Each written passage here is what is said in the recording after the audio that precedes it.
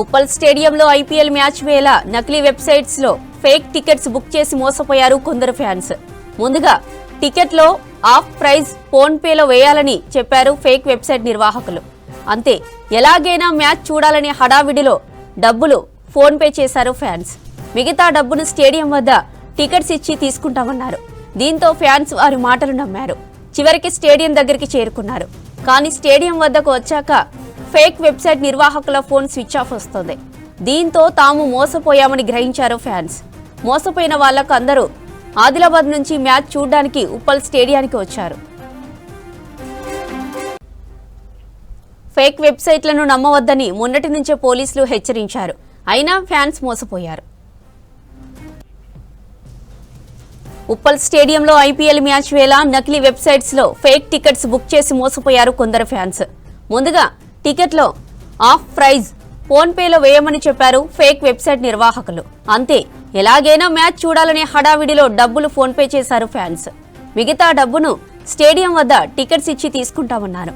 దీంతో ఫ్యాన్స్ వారి మాటలు నమ్మారు. చివరికి స్టేడియం దగ్గరికి చేరుకున్నారు. కానీ స్టేడియం వద్దకు వచ్చాక ఫేక్ వెబ్సైట్ నిర్వాహకుల ఫోన్ స్విచ్ ఆఫ్ వస్తోంది. దీంతో తాము మోసపోయామని గ్రహించారు ఫ్యాన్స్. మోసపోయిన వాళ్ళందరూ ఆదిలాబాద్ నుంచి మ్యాచ్ చూడడానికి ఉప్పల్ స్టేడియానికి వచ్చారు. ఫేక్ వెబ్సైట్లను నమ్మవద్దని మొన్నటి నుంచే పోలీసులు హెచ్చరించారు. అయినా ఫ్యాన్స్ మోసపోయారు.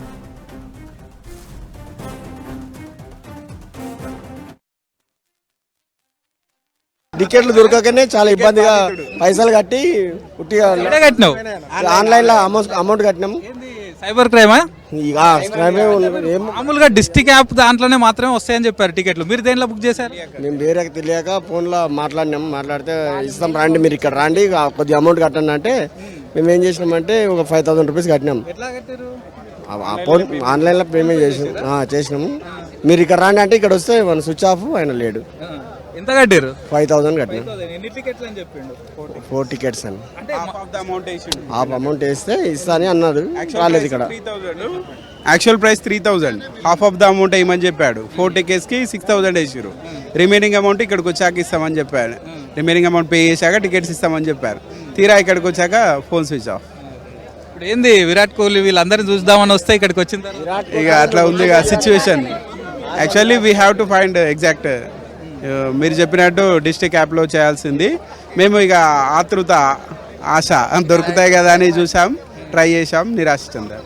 మ్యాచ్ ఖచ్చితంగా ఎస్ఆర్ఎస్ గెలుస్తాయని వచ్చినాం, కానీ బ్లాక్ టికెట్ల వల్ల మేము మోసపోయినాం.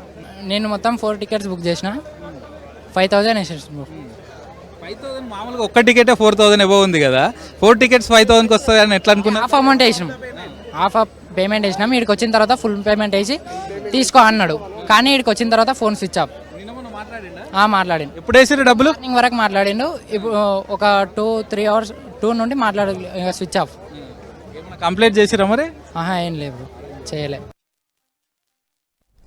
రాష్ట్రం నిప్పుల కొలిమిలా మారింది. భారీ టెంపరేచర్లు నమోదవుతుండటంతో జనం ఇబ్బందులు పడుతున్నారు.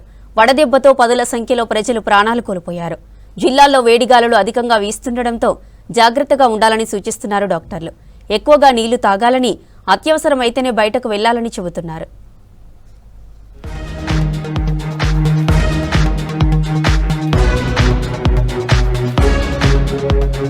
రాష్ట్రం అగ్నిగుండంగా మారింది. వేడి గాలులతో జనం ఉక్కిరిబిక్కిరవుతున్నారు. వడదెబ్బతో పదుల సంఖ్యలో జనం చనిపోయారు. ఒక్క ఉమ్మడి వరంగల్ జిల్లాలోనే వడదెబ్బతో 9 మంది చనిపోయారు. అత్యంత ప్రమాదకరంగా వేడి గాలులు వీస్తున్నాయని, మధ్యాహ్నం అస్సలు బయటకు రావద్దని వైద్యులు చెబుతున్నారు.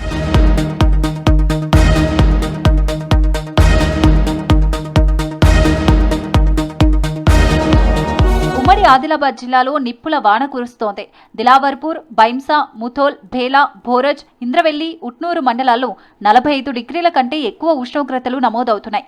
ఎండల తీవ్రతతో జనం అల్లాడిపోతున్నారు.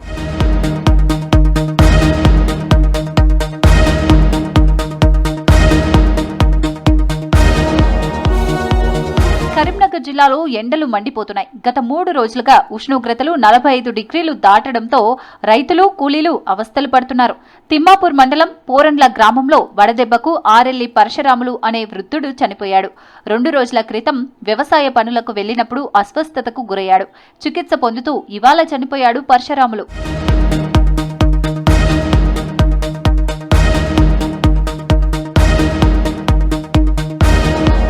భద్రాద్రి కొత్తగూడెం జిల్లా వ్యాప్తంగా ఎండలు మండిపోతున్నాయి. రోజురోజుకు గరిష్ట ఉష్ణోగ్రతలు నమోదు అవుతుండటంతో జిల్లా ప్రజలు ఉక్కిరిబిక్కిరవుతున్నారు.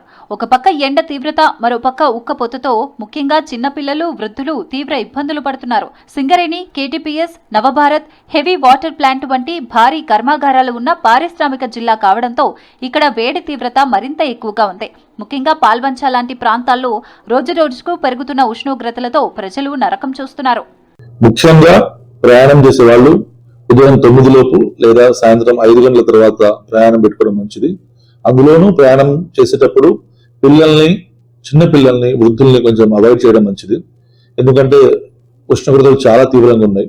తప్పని పరిస్థితులు ఉంటే తప్ప ప్రయాణాలు కానీ, ఫంక్షన్లు కానీ పిల్లల్ని, వృద్ధుల్ని తీసుకెళ్లే ప్రయత్నం చేయకండి. అదేవిధంగా మీరు కూడా బాడీ యొక్క హైడ్రేషన్ కూడా మెయింటైన్ చేయాల్సిన అవసరం ఎంతైనా ఉంది. అది ఉద్యోగులు కానీ, రైతులు కానీ, శ్రామికులు కానీ ఎవరైనా సరే బాడీ హైడ్రేషన్ కంపల్సరీ. మీ వెనకాల వాటర్ బాటిల్ తీసుకెళ్ళండి కంపల్సరీగా.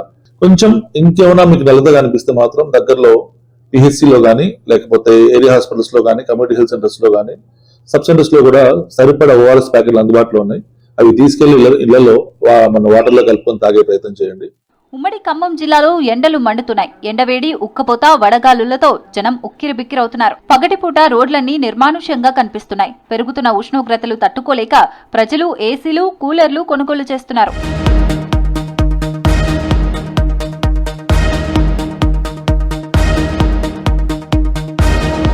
వడదెబ్బ బారిన పడకుండా తగిన జాగ్రత్తలు తీసుకోవాలని సూచిస్తున్నారు వైద్యులు. తరచూ నీళ్లు తీసుకోవాలని, కొబ్బరి నీళ్లు, నిమ్మరసం, మజ్జిగ తీసుకోవాలని చెబుతున్నారు. తేలికైన దుస్తులు మాత్రమే ధరించాలంటున్నారు. బయటకు వెళ్లేటప్పుడు సన్ స్క్రీన్, కళ్లద్దాలు పెట్టుకోవాలని సూచిస్తున్నారు. అత్యంత భారీ ఉష్ణోగ్రతలు ఉన్నాయని, ఇవి మరో వారం పాటు కొనసాగే ఛాన్స్ ఉందని తెలిపారు వాతావరణ శాఖ అధికారులు. కనీస వేతనాలు పెంచుతూ రాష్ట్ర సర్కారు తీసుకున్న నిర్ణయంపై కార్మికులు హర్షం వ్యక్తం చేశారు. రాష్ట్ర వ్యాప్తంగా సంబురాలు నిర్వహించారు. సీఎం రేవంత్, మంత్రి వివేక్ వెంకటస్వామి చిత్రపటాలకు పాలాభిషేకం చేశారు. కార్మిక శాఖ మంత్రిగా వివేక్ కార్మికుల కష్టాలు అర్థం చేసుకుని వేతనాలు పెంచేందుకు కృషి చేశారని కొనియాడారు.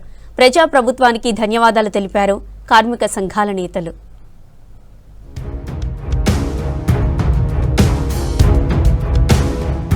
రాష్ట్ర ప్రభుత్వం తీసుకున్న కనీస వేతనాల పెంపు నిర్ణయంతో గాంధీ భవన్లో ఐఎన్టీయూసీ ఆధ్వర్యంలో సంబరాలు చేసుకున్నారు కార్మికులు. ముఖ్యమంత్రి రేవంత్ రెడ్డి, పీసీసీ అధ్యక్షులు మహేష్ కుమార్ గౌడ్, ఐఎన్టీయూసీ జాతీయ అధ్యక్షులు సంజీవరెడ్డి, కార్మిక శాఖ మంత్రి వివేక్ వెంకటస్వామిల చిత్రపటాలకు పాలాభిషేకం చేశారు కార్మిక సంఘాల నాయకులు.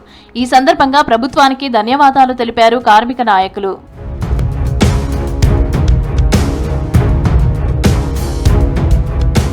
కనీస వేతనాల పెంపుతో హర్షం వ్యక్తం చేశారు కార్మిక సంఘాల నేతలు. హైదరాబాద్ లోని విజయనగర్ కాలనీలో మంత్రి వివేక్ ఫోటోకు పాలాభిషేకం చేశారు జై భీమ్ సంస్థ నేతలు. కార్మికుల కష్టాలను అర్థం చేసుకుని మంత్రి వివేక్ వెంకటస్వామి చారిత్రాత్మక నిర్ణయం తీసుకున్నారని కొనియాడారు. ప్రభుత్వ నిర్ణయంతో కార్మిక కుటుంబాలకు భారీ ఊరట లభించిందని తెలిపారు కార్మిక ప్రతినిధులు. పెరిగిన ధరలకు అనుగుణంగా కనీస వేతనాలు పెంచడం అభినందనీయమని కొనియాడారు జై భీమ్ సంస్థ సభ్యులు. మంత్రివర్యులు శ్రీ వివేక్ వెంకటస్వామి గారు మన కార్మికుల కోసం ముఖ్యమంత్రి ఆధ్వర్యంలో 1,11,00,000 మంది కార్మికులకు దీని గురించి లబ్ధి పొందగలరని, ప్రతి ఒక్క కార్మికుడు వారి పట్ల కృతజ్ఞతలై మేము భీమ్ సైనిక్ ఫౌండేషన్ నుంచి ప్రతి ఒక్కరము వారు చేసిన ఈ కార్యక్రమం ఉందో ముందు కూడా ఇలాంటి ఎన్నో కార్యక్రమాలు చేపట్టి భీమ్ సైనిక్ తరఫున వారికి ప్రత్యేక ధన్యవాదాలు తెలుపుతున్నాము. కార్మికులకు కనీస వేతనాలు పెంచుతూ రాష్ట్ర ప్రభుత్వం తీసుకున్న నిర్ణయంపై సంతోషం వ్యక్తం చేశారు మంచిర్యాల జిల్లా కాంగ్రెస్ నేతలు. మందమర్రి, రామకృష్ణపూర్లో కాంట్రాక్ట్ కార్మికులు, కాంగ్రెస్ శ్రేణులు సంబరాలు చేసుకున్నారు. సీఎం రేవంత్ రెడ్డి, కార్మిక శాఖ మంత్రి వివేక్ వెంకటస్వామి, ఎంపీ వంశీకృష్ణ చిత్రపటాలకు పాలాభిషేకం చేశారు కార్మికులు. డీసీసీ అధ్యక్షుడు రఘునాథరెడ్డి. తెలంగాణలో 1,11,00,000 మంది అసంఘటిత కార్మికులకు జీతాలు పెంచి అండగా నిలిచిన ప్రజాపాలన ప్రభుత్వానికి ధన్యవాదాలు తెలిపారు కార్మికులు, కాంగ్రెస్ నేతలు. గత 12 సంవత్సరాల తర్వాత అసంఘటిత కార్మిక రంగం ఏదైతే ఉందో వారికి 39.45% వేతనాన్ని, కనీస వేతనాన్ని పెంచేటువంటి విధంగా నిర్ణయం తీసుకున్నటువంటి తెలంగాణ రాష్ట్ర ముఖ్యమంత్రి, అదేవిధంగా కార్మిక శాఖ మంత్రి వివేక్ వెంకటస్వామి గారికి ప్రత్యేక కృతజ్ఞతాభివందనలు తెలియజేస్తూ ఈరోజు ఇక్కడ వారి చిత్రపటాలకు పాలాభిషేకం చేయడం జరిగింది. ప్రతి డిపార్ట్మెంట్ లో పనిచేస్తున్నటువంటి అవుట్ సోర్సింగ్ ఎంప్లాయీస్ ఎవరైతే ఉన్నారో వారందరికీ కూడా 34.57% జీతం పెంచడం జరిగింది. ఇది 1,11,00,000 మందికి రాష్ట్ర వ్యాప్తంగా అన్ని రంగంలో ఉన్నటువంటి కార్మికులందరూ కూడా ఈ జీతం పెంచడం వల్ల వాళ్ళ కుటుంబాలకు ఆర్థికంగా కొంచెం ఎదుగుదలకు ఉపయోగపడుతున్న ఉద్దేశంతో వివేక్ వెంకటస్వామి గారు ఆలోచన తీసుకుని రేవంత్ రెడ్డి గారు దృష్టి తీసుకపోతే ముఖ్యమంత్రి గారు ఉప ముఖ్యమంత్రి గారు నిర్ణయం తీసుకుని నిన్న ప్రకటించడం చాలా ఆనందదాయకం. పెద్దపల్లి పట్టణంలోని అంబేద్కర్ విగ్రహం దగ్గర సీఎం రేవంత్ రెడ్డి, కార్మిక మైనింగ్ శాఖ మంత్రి వివేక్ వెంకటస్వామి చిత్రపటాలకు స్థానిక కాంగ్రెస్ నాయకులు పాలాభిషేకం చేశారు. రాష్ట్రంలో లక్షలాది మంది కార్మికులకు కనీస వేతనాలు పెంచుతూ ప్రభుత్వం చారిత్రాత్మక నిర్ణయం తీసుకుందని ప్రశంసించారు. కార్మిక శాఖ మంత్రిగా లక్షల మంది కార్మికుల సంక్షేమం కోసం కీలక సంస్కరణలు చేస్తున్న మంత్రి వివేక్ వెంకటస్వామికి ప్రత్యేక కృతజ్ఞతలు తెలిపారు. కాకా ఆ రోజు కార్మిక శాఖ మంత్రిగా ఉండి సింగరేణి కార్మికుల కోసం ఎంతో చేశారు. వారి వారసత్వాన్ని పుణికిపుచ్చుకొని ఈరోజు డాక్టర్ జి వివేక్ వెంకటస్వామి గారు వాళ్ళు ఎవరైతే కార్మికులు ఉన్నారో వారి జీవితాల్లో వెలుగు నింపడం జరిగింది. డాక్టర్ జి వివేక్ వెంకటస్వామి కార్మిక శాఖ మంత్రి ఆధ్వర్యంలో 1,11,00,000 మంది కార్మికులకు మినిమం వేజ్ కోడ్ ప్రకారము ఇంత 16,000 నుంచి 20,000 పెంచినందుకు ప్రత్యేకంగా డాక్టర్ జి వివేకానంద గారికి మరియు తెలంగాణ ముఖ్యమంత్రి రేవంత్ రెడ్డి గారికి పాలాభిషేకం చేయడం జరిగినది. కార్మికులకు కనీస వేతనాల పెంపులో మంత్రి వివేక్ వెంకటస్వామి కీలకంగా వ్యవహరించారు. సబ్ కమిటీ ఇచ్చిన రిపోర్టులో వివేక్ సలహాలు కీలకంగా మారాయి. 12 ఏళ్లుగా పెండింగ్లో ఉన్న కనీస వేతనాలను పెంచాలని కార్మిక శాఖ మంత్రి సూచనతో ప్రభుత్వం ఈ నిర్ణయం తీసుకుంది. దీంతో అనేక మంది కార్మికులకు మేలు జరగనుంది. ఓరుగల్లులో ఇంటి ముందుకు ఒంటరిగా రావాలంటే భయపడుతున్నారు మహిళలు. స్థానికంగా వరుస చైన్ స్నాచింగ్లు జరుగుతుండటంతో ఆందోళన చెందుతున్నారు. బంగారం ధరలు భారీగా పెరగడంతో చోరీలు ఎక్కువ అవుతున్నాయి. ఈజీగా డబ్బులు సంపాదించాలన్న ఆశతో చైన్ స్నాచింగ్లకు పాల్పడుతున్నారు. ఇతర రాష్ట్రాల నుంచి వచ్చిన వారు ఎక్కువగా చోరీలు చేస్తున్నట్లు గుర్తించారు పోలీసులు.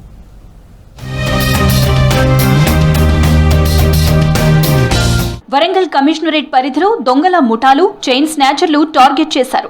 వరంగల్ నగరానికి రోడ్డు, రైలు మార్గాలతో మెరుగైన కనెక్టివిటీ ఉంది. దీంతో వివిధ రాష్ట్రాలకు చెందిన దొంగల ముఠాలు వరంగల్ ని టార్గెట్ గా చేసుకున్నారు. వివిధ రాష్ట్రాల నుంచి వరంగల్ నగరానికి రావడం, ఇక్కడ బైక్లు చోరీ చేసి వాటి ద్వారా మిగతా చోట్ల చోరీలకు తెగబడడం కామన్ అయిపోయింది. ముఖ్యంగా రైలు కనెక్టివిటీ ఉన్న వరంగల్ కమిషనరేట్ లోని హన్మకొండ, వరంగల్, జనగామ జిల్లాల్లో ఈ పరిస్థితి ఎక్కువగా కనిపిస్తోంది. ఇప్పటికే తమిళనాడుకు చెందిన దొంగలు వరంగల్ ట్రై సిటీలోకి ఎంటర్ అయి చైన్ స్నాచింగ్లకు పాల్పడడంతో గత నెలలో పోలీసులు అరెస్ట్ చేశారు. అలాగే హన్మకొండ పోలీస్ స్టేషన్ పరిధిలో ఈ నెల 5న బొక్కలగడ్డలో నడుచుకుంటూ వెళ్తున్న ఓ మహిళ మెడలో 2 తులాల బంగారపు పుస్తల తాడు లాక్కెళ్లారు.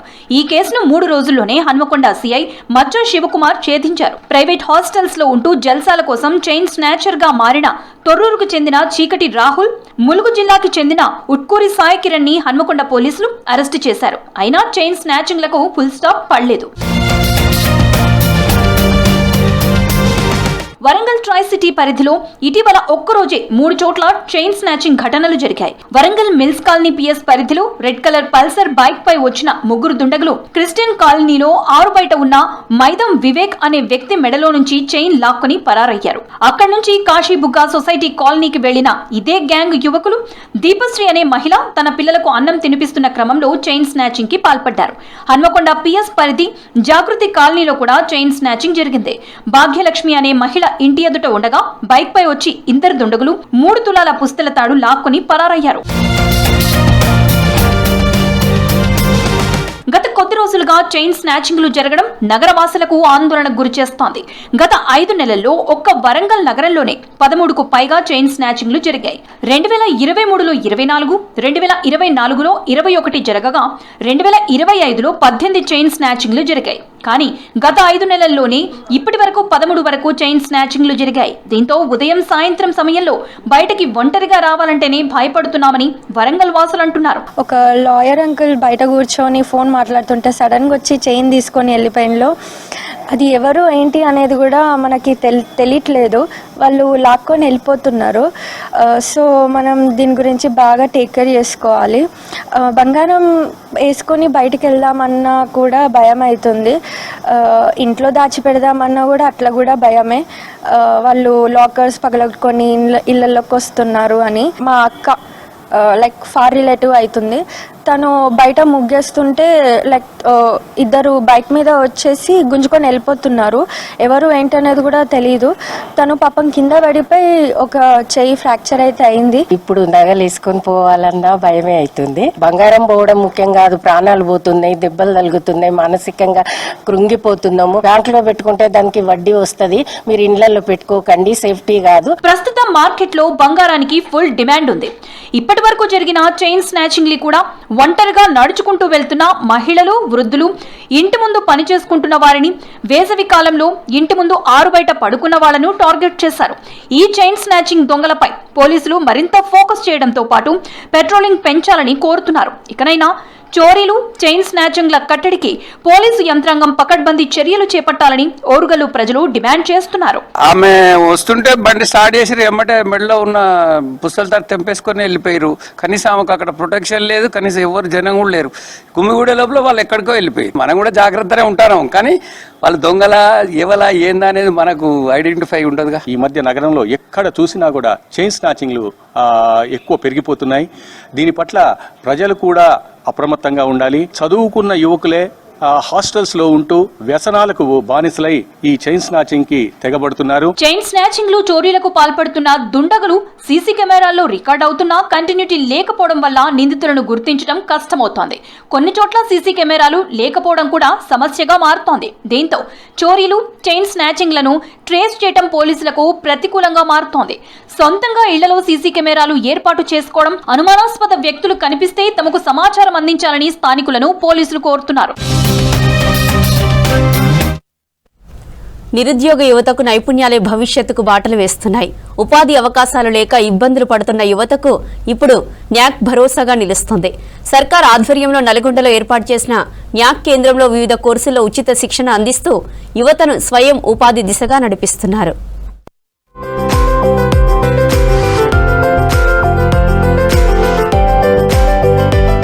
కంప్యూటర్ నుంచి హౌస్ కీపింగ్ వరకు అనేక రంగాల్లో శిక్షణ ఇస్తూ నిరుద్యోగుల్లో కొత్త ఆశలు నింపుతోంది నల్గొండ కేంద్రంలో న్యాక్ సంస్థ.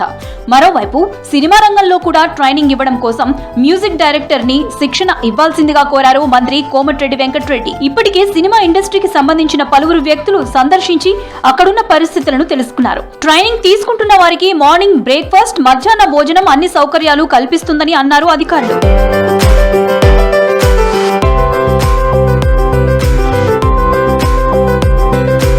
నిరుద్యోగ యువతకు ఉద్యోగ అవకాశాలు కల్పించటమే లక్ష్యంగా ఈ శిక్షణ కార్యక్రమాలను నిర్వహిస్తున్నారు. గ్రామీణ ప్రాంతాల యువతతో పాటు మహిళలు కూడా పెద్ద ఎత్తున ఈ కోర్సుల్లో చేరుతున్నారు. నల్గొండ కేంద్రంలో R&B శాఖ ఆధ్వర్యంలో 20 కోట్ల వ్యయంతో నిర్మించిన న్యాక్ భవనాన్ని మంత్రి కోమటిరెడ్డి వెంకటరెడ్డి ప్రారంభించారు. గత నవంబర్ 27వ తేదీ నుంచి వివిధ కోర్సులను అందుబాటులోకి తీసుకువచ్చారు.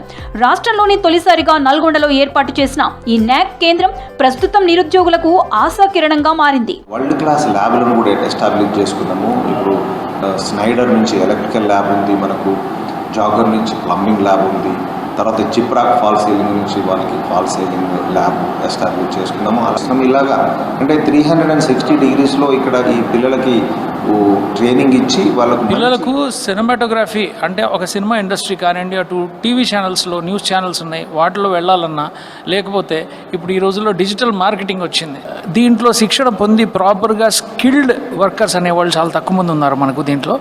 సో అందుకని ఆ ఉద్దేశంతో ప్రాపర్ స్కిల్డ్ వర్కర్స్ని మనం ఇండస్ట్రీకి మనం ప్రొవైడ్ చేయాలి అనే దీంతో తీసుకొచ్చిన కోర్సులు ఇవి. ఈ కోర్సుల వల్ల చాలా లాభం పొందే వాళ్ళు ఒక లైఫ్లో సెటిల్ అవుతారు.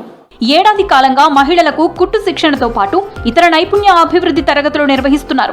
వివిధ సంఘాల ఆధ్వర్యంలో వందలాది మంది విద్యార్థులకు ప్రస్తుతం సూపర్వైజర్ స్ట్రక్చర్, ఎలక్ట్రీషియన్, టైలరింగ్ కోర్సుల్లో శిక్షణ ఇస్తున్నారు. కోర్సులు పూర్తి చేసుకున్న వారికి ఉపాధి అవకాశాలు కల్పించేలా ప్రత్యేక చర్యలు తీసుకుంటున్నట్లు నిర్వాహకులు చెబుతున్నారు. న్యాక్ సెంటర్లో DDGVK ప్రోగ్రామ్స్ అండ్ మైనార్టీ కానీ CGSకు curtain making trainings, land survey, supervisor structures ఇవన్నీ కూడా గవర్నమెంట్ తరఫున PM విశ్వకర్మ కానీ ఓన్లీ సెల్ఫ్ కార్యక్రమాలు కానీ ఇవన్నీ కూడా కార్యక్రమాలు చేపట్టడం జరుగుతుంది. గవర్నమెంట్ నుంచి స్పాన్సర్స్ ఉంటారు కాబట్టి అన్ని ఫ్రీ ట్రైనింగ్స్ ఉంటాయి. అందరూ వస్తే వారికి ప్లేస్మెంట్స్ కూడా ఉంటాయి. ఫ్రీ ట్రైనింగ్స్ ఇచ్చి ప్లేస్మెంట్ ఇవ్వడం జరుగుతుంది కాబట్టి అందరూ రావాలని మనం చేస్తున్నాం. అన్ఎంప్లాయిడ్ అన్స్కిల్ లేబర్కు స్కిల్గా తయారు చేసి వాళ్ళకి ప్లేస్మెంట్ ఇవ్వడం మా కర్తవ్యం. అప్కమింగ్ వచ్చేది ఏ జనరేషన్, దానివల్ల మనకి ఉన్న జాబ్స్ ఏదైనా ఉన్నా కానీ ప్రాబ్లంగా ఉన్నా కానీ ఒకవేళ ఎలక్ట్రీషియన్ వర్క్ ఏంటంటే మాన్యువల్గా మనం చేసుకొని మన స్వతహాగా మనం ఫ్యూచర్లో భవిష్యత్తులో మనం నిలగలుగుతాం అనేది ఒక నమ్మకంతో ఇక్కడ జాయిన్ అయ్యాము. నాలెడ్జ్ అయినా ప్రాక్టికల్ నాలెడ్జ్ అయినా మాకు చాలా ఉపయోగంగా ఉన్నది. మాకు నాలెడ్జ్ జీరో, ఆ జీరో వల్ల అయినా కానీ సార్ వాళ్ళు ప్రాక్టికల్గా మాకు డైలీ రావాలి, నేర్చుకోవాలి, ఏంది హౌస్ వైరింగ్ ఏంది, హౌస్ వైరింగ్ చేసిన తర్వాత ఒకవేళ ట్రబుల్ షూట్ వచ్చినా కానీ ప్రాబ్లమ్స్ వచ్చినా కానీ ఎలా ఫేస్ చేస్తాము ఏందనేది సార్ వాళ్ళు క్లియర్గా చెప్పడం జరిగింది. Computer coaching, supervisor structure, electrician, animation, house keeping వంటి కోర్సులకు మంచి ఆదరణ లభిస్తోంది. టైలరింగ్ కోర్సులకు మహిళల నుంచి విశేష స్పందన లభిస్తోంది. సర్టిఫికెట్ ఆధారంగా ఉద్యోగ అవకాశాలు కూడా లభించే అవకాశం ఉండటంతో యువత ఆసక్తిగా ఈ కోర్సులో చేరుతున్నారు. నేను ఇక్కడ నాక్లో సూపర్వైజర్ స్ట్రక్చర్ కోర్సులో జాయిన్ అయ్యాను. ఇక్కడ సూపర్వైజర్ స్ట్రక్చర్ జాయిన్ అయిన తర్వాత అసలు నేను చేయగలుగుతానా లేదా అనుకున్నాను. ఇక్కడ ఫ్యాకల్టీ చాలా అర్థమయ్యే విధంగా చెప్పారు సార్. నిరుద్యోగ యువతకి ఇది చాలా మంచి సదవకాశం అని నేను భావిస్తున్నాను. ఈ అవకాశాన్ని ఈ నిరుద్యోగ యువత అందరూ సద్వినియోగం చేసుకోవాలి. ప్రాక్టికల్లో కళాశాలలోనే కాకుండా బయట కూడా తీసుకెళ్ళి ఎలా సర్వే చేయాలి, ఎలా సూపర్వైజర్ స్ట్రక్చర్ నేర్చుకోవాలనేది నేర్పిస్తారు. We have a better vision for the future from these courses like civil supervisor, structural supervisors and land survey, etc. My course is civil supervisor, structural supervisor course. It is 3 months based on intermediate. Totally the site work we have to do. Sir వాళ్ళు explain చేసేది అన్నీ కొంచెం మాకు మంచిగా ఉన్నాయి. Ashok sir కానీ Sudarshan sir కానీ అన్నీ ప్రాక్టికల్గా థియరికల్గా అన్ని క్లాసెస్లో మంచిగా ఎక్స్ప్లెయిన్ చేశారు. ఇక్కడ అన్ని ఫెసిలిటీస్ ఉన్నాయి. టూల్స్ వచ్చారు. టూల్స్ ఇస్తూ ప్రాక్టికల్గా సెషన్స్ అన్నీ ఎక్స్ప్లెయిన్ చేస్తున్నారు.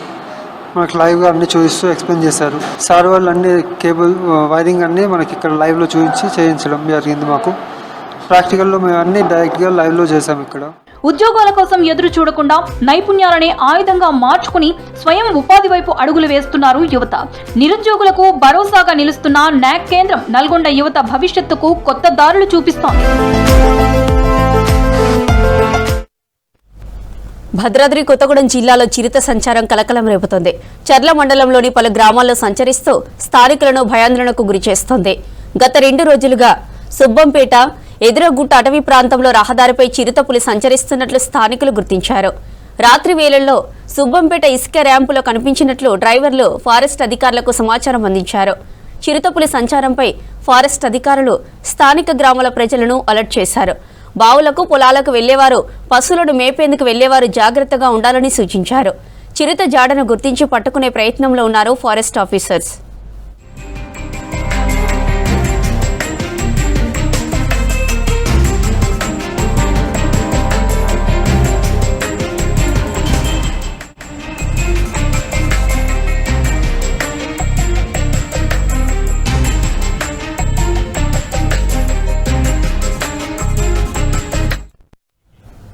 తెలంగాణ కర్ణాటక బోర్డర్ గ్రామం మలిగిలో డంపింగ్ యార్డు వల్ల గ్రామస్తులు తీవ్ర ఇబ్బందులు పడుతున్నారు.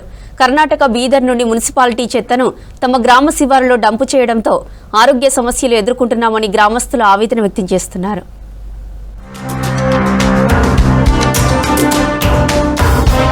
సంగారెడ్డి జిల్లా న్యాలకల్ మండలం మల్గి గ్రామం తెలంగాణ రాష్ట్ర సరిహద్దు గ్రామం. ఇటు కర్ణాటక రాష్ట్రానికి దగ్గరగా ఉండే గ్రామం. బీదర్ మున్సిపాలిటీ చెత్తను మల్గి గ్రామ సమీపంలోని డంప్ యార్డులో వేయడంతో దుర్వాసన, దోమలు, ఈగల బెడద ఎక్కువవుతోందన్నారు. చెత్త విపరీతంగా పేరుకుపోవడంతో రోగాల బారిన పడుతున్నట్లు తెలిపారు.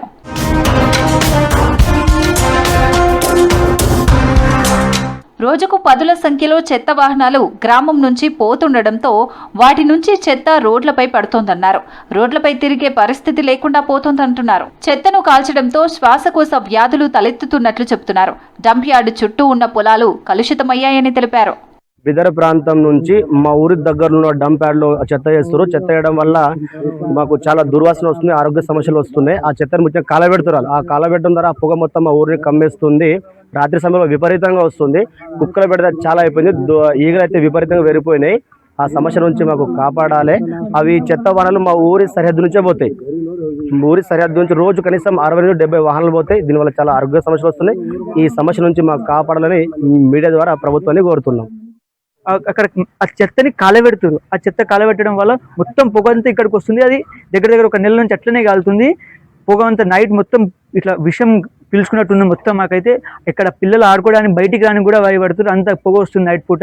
మేము పడుకోవడానికి చాలా ఇబ్బంది అవుతుంది. దానివల్ల చాలా సమస్యలు వస్తున్నాయి. ఇంకా ముఖ్యంగా రైతులకైతే, చుట్టుపక్కల ఉన్న పొలాల రైతులకైతే వాళ్ళ పొలానికి వెళ్ళడానికి వాళ్ళే భయపడుతున్నారు. అంత ఇబ్బంది అవుతుంది. ఆ పొలానికి దున్నడానికి ఏ ట్రాక్టర్ అయినా వస్తలేడు, ఎడ్లునైనా వస్తలేరు, అంత ఇబ్బంది పడుతున్నారు. చెత్త తీసుకొచ్చిన లారీలను గ్రామస్తులు అడ్డుకున్నారు. దీంతో కర్ణాటక పోలీసులు గ్రామస్తులతో వాగ్వాదానికి దిగారు. డంప్ యార్డుతో సమస్యలు ఎదుర్కొంటున్న తెలంగాణ పోలీసులు స్పందించడం లేదని గ్రామస్తులు ఆందోళన వ్యక్తం చేశారు. ఇప్పటికైనా గ్రామ శివారు నుంచి డంప్ యార్డు తొలగించాలని కోరుతున్నారు గ్రామస్తులు. జగిత్యాల జిల్లా కొండగట్టు ఆంజనేయ స్వామి ఆలయ హుండీ లెక్కించారు ఆలయ అధికారులు. హనుమాన్ పెద్ద జయంతితో పాటు గడిచిన 34 రోజుల హుండీ ఆదాయం 1,8,64,000 రూపాయల కానుకల రూపంలో వచ్చినట్లు అధికారులు తెలిపారు. ఈవో అంజనారెడ్డి, ఏఈఓ హరినాథ్, దేవాదాయ శాఖ ఇన్స్పెక్టర్ రాజమౌళి సమక్షంలో భారీ భద్రత నడుమ హుండీల లెక్కింపు పూర్తి చేశారు.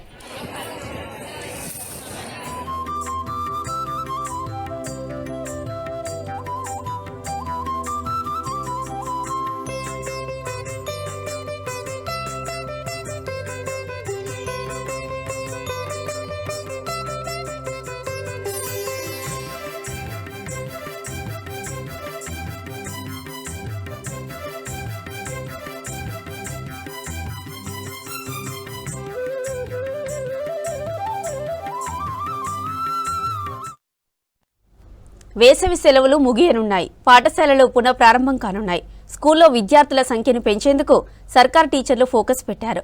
ప్రైవేటు పాఠశాలకు ధీటుగా సర్కార్ స్కూల్ను తీర్చిదిద్దారు. విద్యార్థులను ఆకట్టుకునేలా బడిని రంగులతో సుందరంగా తీర్చిదిద్దారు. స్కూల్ చుట్టూ చెట్లు, ఆహ్లాదకరమైన వాతావరణం ఏర్పాటు చేశారు. హన్మకొండలోని పోచంపల్లి ప్రభుత్వ హైటెక్ పాఠశాలపై స్పెషల్ స్టోరీ.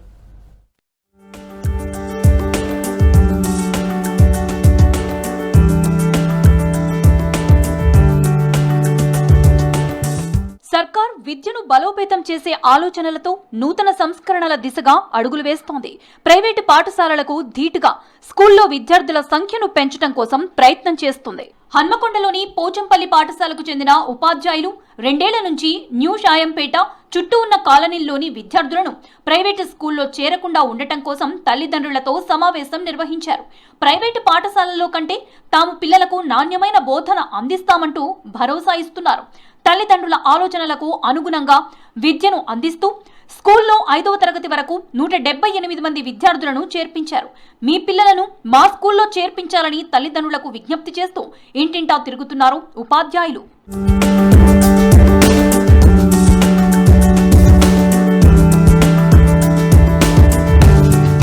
తమ పిల్లలకు ప్రభుత్వ స్కూల్ టీచర్లు చదువు బాగా చెప్తున్నారంటున్నారు పేరెంట్స్. అందుకే పిల్లలను గవర్నమెంట్ బడికి పంపిస్తున్నామన్నారు. ఆటపాటలతో చదువు చెప్తుండడంతో తాము ప్రైవేటు పాఠశాలలకు పంపించకుండా సర్కార్ స్కూల్ కి పంపిస్తున్నామని చెప్తున్నారు పిల్లల తల్లిదండ్రులు. షాంపేటలో పోచంపల్లి స్కూలు అంటే 10 మందికి తెలిసేది ఇదివరకు. ఇప్పుడు దాదాపు ఒక 100 మందికి తెలుస్తుంది. 100 మందిలో చాలా మంది, ఒక 40 మంది దాకా స్కూల్ ఎట్లా ఉంది అని అడగే వాళ్ళ చాలా మంది అయ్యారు. స్కూల్ ఎలా అయింది అని అడగడానికి కారణం ఎవరు అంటే మా హెచ్ఎం సారు. కానీ స్టాఫ్ కూడా వంట గది బాగా చేశారు, టాయిలెట్స్ బాగుంటాయి, చెట్లు బాగా ఉంటాయి, అంటే వచ్చే పిల్లల గురించి బాగా చేస్తారు, పిల్లల శుభ్రత గురించి బాగా చేస్తారు. సర్కార్ స్కూల్లో ఉపాధ్యాయులు పిల్లలకు బాగా చదువు చెప్తున్నారు. పిల్లలకు క్రమశిక్షణతో కూడిన విద్యను అందిస్తున్నారు. అందుకే స్కూల్ కి సహకారం అందించాలని కంప్యూటర్లు విరాళంగా ఇచ్చినట్లు తెలిపారు దాత. ఓ గది కూడా ఏర్పాటు చేసినట్లు తెలిపారు. షాంపేట పాఠశాలకు 4 కంప్యూటర్లను ఇవ్వడం జరిగింది. ఇక్కడి పాఠశాల పరిస్థితులను చూసి నేను బాగా ఇంప్రెస్ అయ్యి హెడ్ మాస్టర్ గారి పనితీరును కూడా చూసి వారు చేసే కృషిలో నేను కూడా భాగస్వామి కావాలనే ఉద్దేశంతో ఆ పని చేయడం జరిగింది. పాఠశాల పరిసరాలు అయితేనేమి వీటిని పిల్లల్ని ఒక పద్ధతిగా ఉంచడంలోనూ లేబర్ క్లాసుకు సంబంధించిన పిల్లలు అందరూ వస్తున్నారు కాబట్టి వాళ్లకు మంచి చదువు విద్యను నేర్పించాలనే ఉద్దేశంతో మేము కంప్యూటర్లు ఇచ్చాము. బడిలో పిల్లల సంఖ్యను పెంచేందుకు ఉపాధ్యాయులు అందరూ కలిసికట్టుగా సొంత ఖర్చులతో స్కూల్ చుట్టూ కొబ్బరి మొక్కలు నాటామని చెప్తున్నారు టీచర్లు. సమిష్టిగా కలిసికట్టుగా పనిచేస్తూ కార్పొరేట్ స్కూల్ కి ధీటుగా తీర్చిదిద్దుతామన్నారు. స్కూల్ ఆవరణంతా ఆహ్లాదకరంగా ఉండేలా మొక్కలు నాటామన్నారు. స్కూల్లో పచ్చదనం, పరిశుభ్రత పాటించేలా విద్యార్థులకు అవగాహన కల్పిస్తున్నామని చెప్తున్నారు. చెట్లు దాదాపుగా 1500 చెట్లు మేము పిల్లలు, మేము స్టాఫ్ అందరం కలిసి నాటాము. అదేవిధంగా ఇక్కడికి వచ్చే పిల్లలందరూ కూడా చాలా పేద బలహీన వర్గాల నుంచి వచ్చినటువంటి పిల్లలు వస్తారు. వాళ్ళ అభివృద్ధి కొరకు మేము చాలా శ్రమ పడుతున్నాము. మా హెచ్ఎం గారు, స్టాఫ్, మేమందరం కూడా అన్యోన్యంగా వాళ్ళ పిల్లల్ని చాలా సొంత పిల్లలాగా మేము ఆటపాటలో కానీ చదువులో కానీ అన్ని రకాలుగా మేము వాళ్ళని తీర్చిదిద్దాలి, వాళ్ళని అభివృద్ధి పడాలి. పాఠశాల ఆవరణలో చెట్లే కాదు, ఆకట్టుకునేలా రంగులతో కలకలలాడుతోంది. విలువలతో కూడిన విద్యను అందిస్తున్నామన్నారు. అన్ని రంగాల్లో తీర్చిదిద్దుతున్నందునే తమ స్కూల్ కి విద్యార్థులు వస్తున్నారన్నారు. 200కు పైగా ఈ పాఠశాలలో అడ్మిషన్స్ తీసుకోవాలి 1 to 5th అనే ఒక టార్గెట్ గా. అదేవిధంగా ఇవాళ రేపు విద్యా వ్యాపారమైన సందర్భంలో ప్రతి పేదవాడికి ఒక క్వాలిటీ ఎడ్యుకేషన్, అలాగే వాళ్ళు తలెత్తుకొని గర్వంగా ఈ పాఠశాలలో అన్ని రకాల వసతులు ఉన్నాయి, అన్ని రకాల మౌలికమైనటువంటి సదుపాయాలు ఉన్నాయి. ఒక క్వాలిటీ ఎడ్యుకేషన్ ని కార్పొరేట్ స్థాయిలో ఇవ్వగలదనే విశ్వాసాన్ని సమాజానికి ఇవ్వడం కోసమే ఇవాళ ఈ ప్రయత్నం చేశాం. గవర్నమెంట్ తో ఒక 2 సంవత్సరాలు ప్రయత్నం చేసి ఇవాళ కలరింగ్ కూడా మొత్తం కంప్లీట్ అయింది. విద్యార్థుల తల్లిదండ్రుల ప్రోత్సాహం, దాతల సహకారంతో సమిష్టిగా పాఠశాలను అభివృద్ధి చేస్తున్నట్లు తెలిపారు టీచర్లు. ఇతర పాఠశాలలకు ఆదర్శంగా ఉండేలా తీర్చిదిద్దుతున్న ఈ పాఠశాల టీచర్ల కృషి స్ఫూర్తిదాయకం. వీరిని మిగతా పాఠశాలల ఉపాధ్యాయులు స్ఫూర్తిగా తీసుకోవాలని కోరుకుందాం.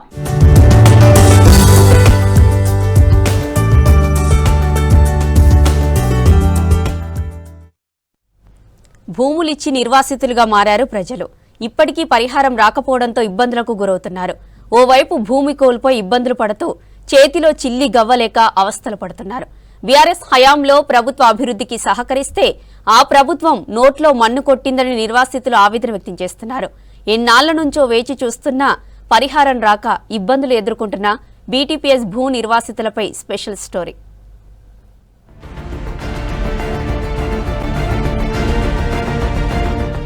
భద్రాద్రి కొత్తగూడెం జిల్లా పినపాక నియోజకవర్గం మణుగూరులో నిర్మించిన భద్రాద్రి థర్మల్ విద్యుత్ ప్లాంట్ దాదాపు 1100 ఎకరాల్లో 10,000 కోట్ల అంచనాతో నిర్మించారు. రాష్ట్రానికి వెలుగులు పంచే భద్రాద్రి థర్మల్ పవర్ స్టేషన్ నిర్మాణానికి అక్కడి అన్నదాతలు 2 పంటలు పండే సారవంతమైన భూములను దారాదత్తం చేశారు. బీఆర్ఎస్ ప్రభుత్వం భూసేకరణ సమయంలో అనేక హామీలు గుప్పించింది. పరిహారంతో పాటు అర్హత కలిగిన వారికి ఉద్యోగాలు కూడా ఇస్తామని చెప్పింది. దాంతో తమ సాగు భూములు పోయినా పరిహారం, ఉపాధి దొరుకుతుందని పంటలు పండే సాగు భూములను రైతులు బీటీపీఎస్ కు అప్పగించారు.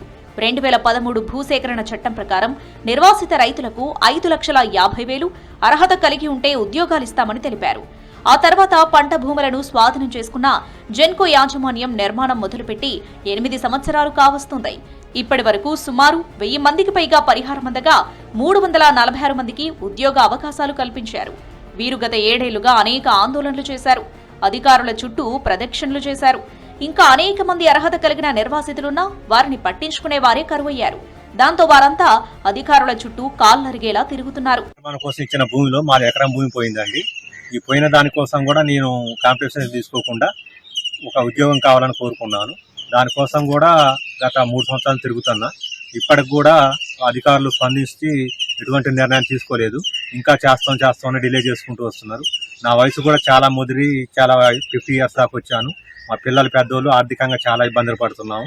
కనుక మా యందు దయ ఉంచి ఈ అధికారులు జెన్కో వారు కానీ, ఇటు ప్రభుత్వ అధికారులు కానీ, అవతల కలెక్టరేట్ నుండి కలెక్టర్ గారు కానీ చొరవ చూసుకొని మా యందు దయ ఉంచి తొందరగా మా పని చేయాలని కోరుకుంటున్నాం. మాకు సుకుడుగుంటలో భూమి ఉన్నది. ఆ భూమి పైన కాంచి కూడా తిరుగుతూనే ఉన్నాం. ఇప్పటి వరకు అధికారుల చుట్టూ తిరిగినాం. కలెక్టర్ గారు కూడా ఆర్డర్ ఇచ్చారు, కానీ ప్రభుత్వం మాకు పిల్లలకు ఉద్యోగం ఇవ్వట్లేదు, మాకు నష్టపరిహారం ఇవ్వట్లేదు. చాలా బాధపడుతున్నాం అండి, ఇబ్బంది పడతాను. నాకు ఒంట్లో కూడా బాగోలేదు, తిరిగే శక్తి కూడా లేదు నా దగ్గర. ప్లాంట్ నిర్మాణ ప్రారంభ దశలో పరిహారం పంపిణీకి చొరవ చూపిన అధికారులు మధ్యలో పర్యావరణ అనుమతులు లేవంటూ national green tribunal status quo ఇవ్వడంతో ప్లాంట్ పనులకు బ్రేక్ పడింది. దీంతో 2 ఏళ్ల పాటు పరిహారం పంపిణీ, ప్లాంట్ పనులు పూర్తిగా నిలిచిపోయాయి. మొదట్లో ఉత్సాహం చూపిన అధికారులు ఎన్సీటీ నిర్ణయంతో కొంత నిర్లక్ష్యం వహించారు.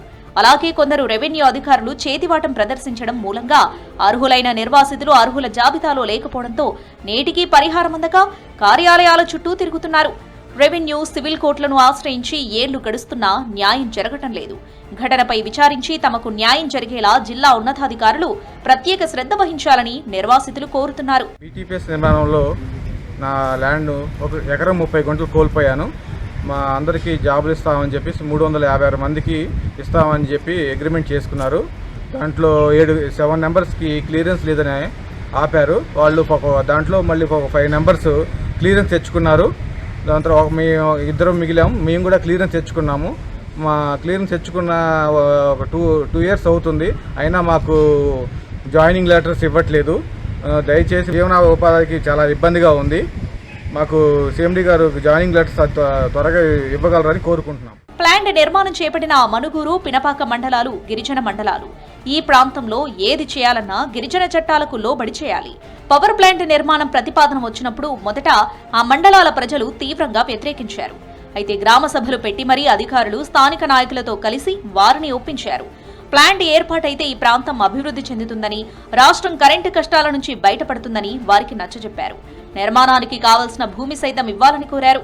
2014లోనే భూసేకరణ పనులు కూడా ప్రారంభించారు.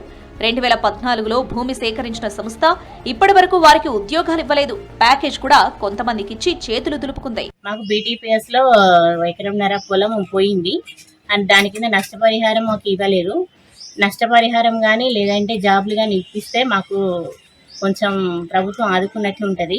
అధికారుల చుట్టూ తిరిగినా కానీ ఎలాంటి ఫలితం లేకుండా పోయింది. జిల్లా అధికారులు స్పందించి తమకు న్యాయం చేయాలని కోరుతున్నారు బాధితులు.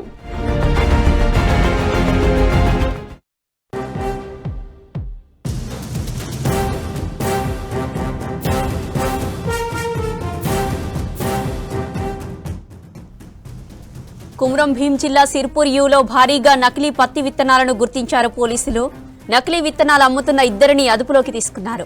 వారి వద్ద నుంచి 5.45 క్వింటాల నకిలీ పత్తి విత్తనాలను స్వాధీనం చేసుకున్నారు. ఎవరైనా నకిలీ విత్తనాలు విక్రయిస్తే కఠినమైన చర్యలు తీసుకుంటామని హెచ్చరించారు SP నికితా పంత్. నకిలీ విత్తనాలు అమ్ముతూ పట్టుబడితే PD కేసులు నమోదు చేస్తామన్నారు. రైతులు కూడా నకిలీ విత్తనాలపై అప్రమత్తంగా ఉండాలని సూచించారు SP. కుమ్రం భీం జిల్లా సిర్పూర్ యూలో భారీగా నకిలీ పత్తి విత్తనాలను గుర్తించారు పోలీసులు. నకిలీ విత్తనాలు అమ్ముతున్న ఇద్దరిని అదుపులోకి తీసుకున్నారు. వారి వద్ద నుంచి 5.45 క్వింటాల నకిలీ పత్తి విత్తనాలను స్వాధీనం చేసుకున్నారు. ఎవరైనా నకిలీ విత్తనాలు విక్రయిస్తే కఠినమైన చర్యలు తీసుకుంటామని హెచ్చరించారు SP నికితా పంత్. నకిలీ విత్తనాలు అమ్ముతూ పట్టుబడితే PD కేసులు నమోదు చేస్తామన్నారు. రైతులు కూడా నకిలీ విత్తనాలపై అప్రమత్తంగా ఉండాలని సూచించారు SP. పత్తి విత్తనాలు ఉన్నాయి. ఇంకా ఫర్దర్ అది DSP అశోక్ మార్గదర్శనంలో ఫర్దర్ దర్యాప్తు చేశారు. వాళ్ళ ఇంటరోగేషన్ అప్పుడు ఇంకా ఇన్ఫర్మేషన్ వచ్చింది మన దగ్గర. టోటల్ తెలిసింది కి టోటల్ 6.75 క్వింటల్ సిర్పూర్ యూకి ఇద్దరు తీసుకువచ్చారు.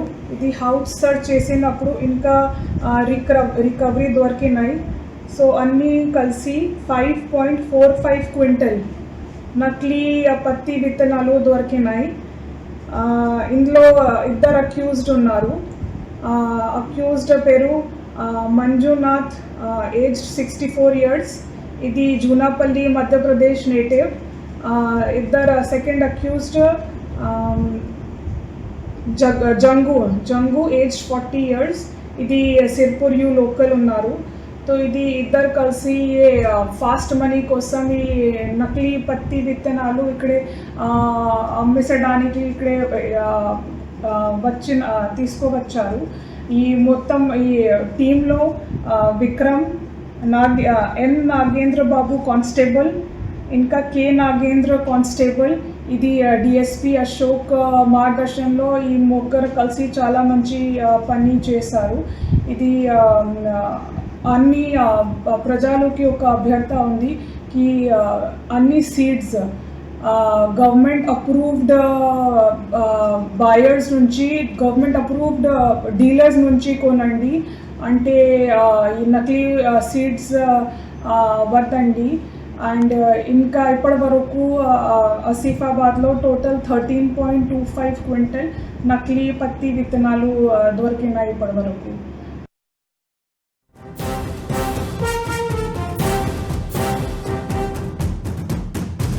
రాష్ట్ర విద్యా కమిషన్ చైర్మన్ పదవికి ఆకునూరి మురళి రాజీనామా చేశారు. కమిషన్ చైర్మన్ గా సేవ చేసే అవకాశం ఇచ్చిన సర్కారుకు ధన్యవాదాలు చెప్పారు ఆకునూరి మురళి. ప్రభుత్వం తనకి ఇచ్చిన బాధ్యత పూర్తి కావడంతో రిజైన్ చేస్తున్నానని తెలిపారు. విద్యా కమిషన్ చైర్మన్ గా విద్యపై సమగ్ర నివేదిక ఇచ్చానన్నారు ఆకునూరి మురళి. రైట్గా విద్యా కమిషన్ చైర్మన్ ఆకునూరి మురళి రాజీనామాపై మరిన్ని డీటెయిల్స్ మనకి సత్యం లైవ్ ద్వారా అందిస్తారు. సత్యం, చెప్పండి. విద్యా కమిషన్ చైర్మన్ పదవికి ఆకునూరి మురళి రాజీనామా చేశారు. ఆయన 2024 సెప్టెంబర్లో రాష్ట్ర ప్రభుత్వం ఆయనను విద్యా కమిషన్ చైర్మన్గా నియమిస్తూ ఆయన నియమించింది. ఆయన కమిషన్ బాధ్యతలు తీసుకున్నప్పటి నుంచి కూడా తెలంగాణ రాష్ట్రంలో విద్యా విధానానికి సంబంధించి మార్పు తీసుకురావాలని రాష్ట్ర ప్రభుత్వం భావిస్తున్నట్టుగా ఒక రిపోర్ట్ తయారు చేయాలని రాష్ట్ర ప్రభుత్వం ఆదేశాలు జారీ చేసింది. అందుకు అనుగుణంగా ఆయన అన్ని ప్రభుత్వ తెలంగాణ జిల్లాల్లోని అన్ని ప్రభుత్వ స్కూల్లో ఆయన పర్యటించారు. రెసిడెన్స్ స్కూల్లో పరిస్థితి ఏ విధంగా ఉందని ఆయన అధికారులను లేదంటే టీచర్లను అడిగి తెలుసుకున్నారు. విద్యార్థులకు మంచి విద్యను అందించాలంటే రాష్ట్ర ప్రభుత్వం ఏం చేయాలనే అంశంపై కూడా ఆయన పూర్తి నివేదికను తయారు చేసి రాష్ట్ర ప్రభుత్వానికి సబ్మిట్ చేశారు. తెలంగాణ పబ్లిక్ స్కూల్ విధానాన్ని ఆయన ఇచ్చిన రిపోర్ట్లోనే ఉంది. అందుకే రాష్ట్ర ప్రభుత్వం ముఖ్యమంత్రి రేవంత్ రెడ్డి తెలంగాణ పబ్లిక్ స్కూల్ ప్రతి జిల్లాకు ఒక స్కూల్ను ఏర్పాటు చేయాలని ఒక నిర్ణయం తీసుకున్నారు. అందుకు మోడల్గా పైలట్ ప్రాజెక్టుగా రంగారెడ్డి జిల్లా ఇబ్రాహీంపట్నం మండలం ఆరుట్లలో ఒక తెలంగాణ పబ్లిక్ స్కూల్ పైలట్ ప్రాజెక్టుగా ఏర్పాటు చేస్తారు. జూన్ వచ్చే నెలలో అది ప్రారంభోత్సవానికి కూడా సిద్ధమైంది. అది మోడల్గా తీసుకొచ్చి తెలంగాణ విద్యా విధానం ఏ విధంగా ఉండాలి, తెలంగాణ పబ్లిక్ స్కూల్ ఎట్లా ఉంటే బాగుంటుంది, స్కూలుకు వచ్చే విద్యార్థులకు రాష్ట్ర ప్రభుత్వం ఎలాంటి ఏర్పాటు చేయాలని చెప్పి ఆరుట్లలో ఉన్న తెలంగాణ పబ్లిక్ స్కూల్ మోడల్ని పైలట్ ప్రాజెక్టుగా తీసుకొని అక్కడ పూర్తి చేశారు. ఆయన రాష్ట్ర ప్రభుత్వం చెప్పినట్టుగా ప్రభుత్వ స్కూళ్ళనే ప్రీ ప్రైమరీ స్కూళ్ళు కూడా ప్రీ ప్రైమరీ క్లాసులు స్టార్ట్ చేయాలని ఆయన ఎక్కడైతే ప్రైవేట్ స్కూళ్ళలో ఉన్నాయో ఆ ప్రీ ప్రైమరీ క్లాసులని ప్రభుత్వ స్కూళ్ళలో ప్రారంభించాలని కూడా ఆయన రాష్ట్ర ప్రభుత్వానికి ఇచ్చిన రిపోర్టు చెప్పారు. ఇక ఇంటర్లో మిడ్ డే మీల్స్ను అమలు చేయాలనే ఒక సజెషన్ కూడా ఆయన రాష్ట్ర ప్రభుత్వానికి ఇచ్చారు. ఇక 10+2 అంటే ఇంటర్ బోర్డును స్కూల్ ఎడ్యుకేషన్లో కలపాలనే ఒక ప్రపోజల్ కూడా ఆయన తీసుకుని రాష్ట్ర ప్రభుత్వం కూడా ఇప్పటికే ప్రకటన చేసింది. వచ్చే విద్యా సంవత్సరం నుంచి ఇంటర్ బోర్డు ఉండకుండా పూర్తిగా స్కూల్ ఎడ్యుకేషన్లో విలీనం చేయాలనే ఒక విధానాన్ని కూడా ఆయన చూసింది. అంటే రాష్ట్ర ప్రభుత్వం భావించినట్టుగా రాష్ట్ర ప్రభుత్వం తెలంగాణలో 2023లో తెలంగాణ కాంగ్రెస్ పార్టీ అధికారంకి వచ్చిన తర్వాత కొత్త విద్యా విధానం ఏ విధంగా ఉండాలి, ప్రభుత్వ స్కూళ్ళు ప్రైవేటు స్కూళ్లకు ధీటుగా నడిపించాలంటే విద్యా విధానం ఏ విధంగా ఉండాలనే అంశంపై ఒక పూర్తి నివేదిక రిపోర్టును రాష్ట్ర ప్రభుత్వానికి ఇచ్చిన తర్వాత అంటే కమిషన్ ఏర్పాటు ఆయనకు చైర్మన్గా బాధ్యతలు ఇప్పించిన తర్వాత నూతన విద్యా విధానం ఏ విధంగా ఉండాలనే అంశంపై రిపోర్ట్ ఇచ్చారు. కాబట్టి తనకు అప్పగించిన బాధ్యత పూర్తయింది. రాష్ట్ర ప్రభుత్వానికి నివేదిక ఇచ్చాను, ప్రభుత్వ స్కూళ్ళు ఏ విధంగా ఉండాలి, ఎలా నిర్వహిస్తే బాగుంటున్న అంశంపై పూర్తి నివేదిక ఇచ్చాను. కాబట్టి తనకు రాష్ట్ర ప్రభుత్వం ఇచ్చిన బాధ్యత పూర్తయింది. కాబట్టి తన పదవికి తాను రాజీనామా చేస్తున్నట్టు ఆయన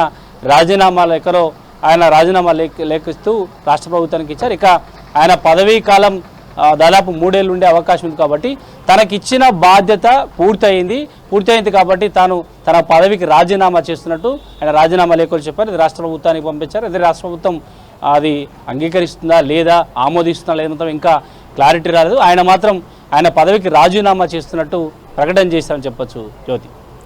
right Satyam, thank you.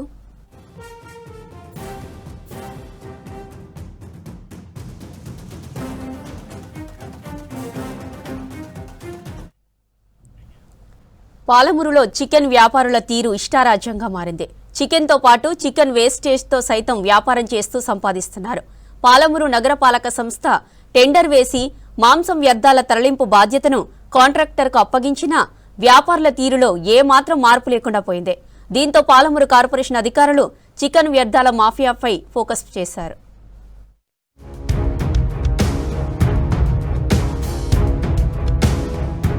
Chicken వ్యర్థాల మాఫియా మహబూబ్ నగర్ నగరపాలక సంస్థను శాసిస్తోంది. చికెన్ షాపుల యజమానులంతా ఏకమై తమ దుకాణాల నుంచి నిత్యం వెలువడే వ్యర్థాలను వారే అమ్మి సొమ్ము చేసుకుంటున్నారు. పురపాలక చట్టం 2019 సెక్షన్ 52.5J ప్రకారం చికెన్, మటన్ షాపుల నుంచి వెలువడే వ్యర్థాలపై హక్కు స్థానిక సంస్థలకే ఉంటుంది. వీటి తరలింపు కోసం ఏటా టెండర్లు వేస్తారు. నగరపాలక సంస్థ సైతం ఈ నెల 5న బహిరంగ వేలం చేపట్టగా జిల్లా కేంద్రానికి చెందిన ఇనాయత్ అలీ 25,42,000కు టెండర్ దక్కించుకున్నారు.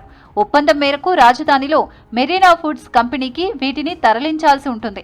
కానీ చికెన్ షాపుల యజమానులు వ్యర్థాలు ఇచ్చేందుకు నో చెప్పడంతో సదరు కాంట్రాక్టర్ అంచనా తలకిందులైంది. వ్యర్థాలను కాంట్రాక్టర్కు ఇవ్వకుండా సొంతంగా విక్రయిస్తున్న దుకాణదారులపై నగరపాలక సంస్థ అధికారులు కొరడా జులిపించారు.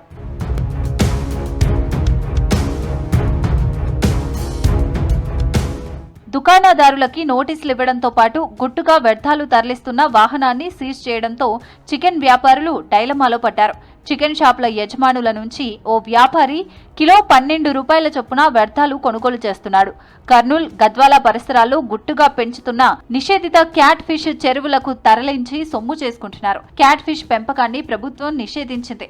ఈ వ్యాపారి నగరంలోని సుమారు 82 చికెన్ దుకాణాల నుంచి నిత్యం సగటున టన్ను మాంసం వ్యర్థాలను కొనుగోలు చేస్తూ ఏకంగా ఓ మాఫియానే నడిపిస్తున్నాడు. ఈ దరఖాస్తులో ముగ్గురు పాల్గొని ముగ్గురులో ఒక ఆయన 25,50,000కు పాట పాడినాడు. దాని ప్రకారం ఆయన దగ్గర మొత్తం డబ్బులు కూడా 50% డబ్బులు కూడా కట్టించుకొని అతనికి ఆర్డర్ ఇవ్వడం అయింది. ఖచ్చితంగా ఆయన దగ్గర ముందే అడ్వాన్స్గా చెక్కులు కూడా తీసుకున్నాం మేము. కాబట్టి ఇది ఎక్కడ కూడా ఇది జరగడానికి లేదు. ప్రతి చికెన్ షాప్ వాళ్ళు ప్రతి ఒక్కరు కూడా ఖచ్చితంగా చికెన్ వేస్ట్ను అతనికి వాళ్ళతో బయట వేయడం కానీ ఎక్కడన్నా చేయడం కానీ చేయడానికి లేదు. అట్లా చేస్తే వాళ్ళ మీద కఠిన చర్యలు తీసుకోబడి వాళ్ళ లైసెన్స్ కూడా రద్దు చేయబడి షాపులు కూడా సీజ్ చేయడం జరుగుతుంది. కాబట్టి ఇటు విషయాన్ని అందరూ కూడా గమనించి వాటి మీద చర్యలు తీసుకోవాల్సిందిగా కోరుచున్నాం. టెండర్ పొందిన కాంట్రాక్టర్ సైతం అక్రమాలకు పాల్పడకుండా వ్యర్థాలు తరలించే వాహనానికి నగరపాలక సంస్థ జీపీఎస్ ట్రాకింగ్ పెట్టింది. రోజు వ్యర్థాలు తరలించే వాహనం కదలికలు నగరపాలక సంస్థ పారిశుద్ధ్య విభాగం పరిశీలిస్తోంది. కాంట్రాక్టర్ సేకరిస్తున్న వ్యర్థాలు కొంత కంపెనీకి, మిగతాది ప్రైవేటుకు విక్రయిస్తున్నట్లు ఆరోపణలున్నాయి. దీంతో అధికారులు జీపీఎస్ ట్రాకింగ్ పెట్టి పక్కదారి పట్టకుండా ఫోకస్ పెట్టారు. ఇవి బులెటిన్ అప్డేట్స్.